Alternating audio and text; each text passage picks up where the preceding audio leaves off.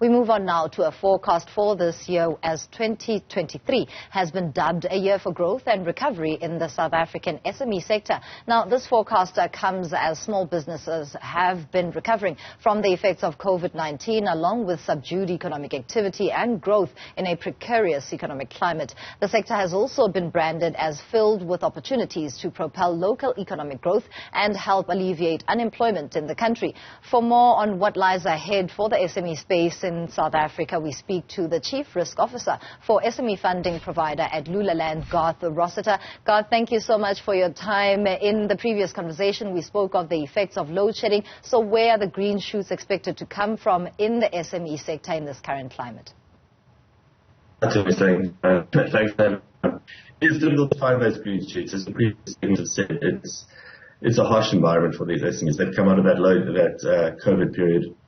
A lot of them shut down. A lot of these small businesses shut down or had to curtail operations quite significantly. And now they're obviously facing load shedding, which really restricts their ability. So I think what we're trying to see is that we'll say that the SMEs in South Africa are really resilient. Growth is always a concern, but we do have a fairly cautiously positive outlook in terms of how industries are able to pivot. And where we're seeing these businesses focus is largely in the renewable sector, and that's in answer to the problems at Eskom. So we're seeing a lot of growth in that sort of area. In transport and logistics, we see strong growth as supply chains start to improve post-COVID. And then also in IT, that's where a big portion of the businesses are investing at the moment. Speaking of IT, Garth, how important has it become really to digitize in the SME industry, especially because the COVID period taught many of us in South Africa and businesses that that's the way to go? Yeah, no, 100%. So a lot of businesses have gone digital route. A lot have gone online. So e-commerce is a very strongly growing segment in our portfolio.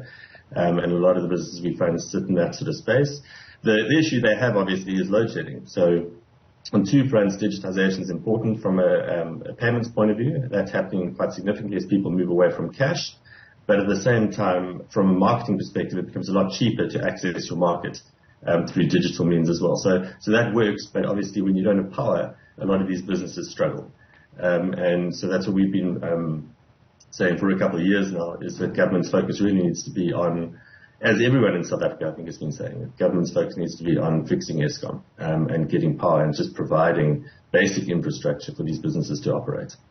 Outside of the load shedding, where government has a role to play to create a conducive environment, what more is needed in this landscape so that we do get to a point in South Africa where the SME sector is excelling in the manner at which the state is proposing, where we are seeing job creation at an even accelerated rate? Yeah, to be saying, it's a good question.